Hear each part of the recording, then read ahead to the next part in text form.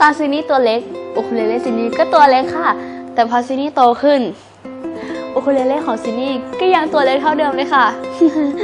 ซินนี่ชอบเล่นดนตรีและชอบแสดงทำให้ต้องฝึกซ้อมอยู่เสมอเพื่อพัฒนาฝีมือในการเล่นดนตรี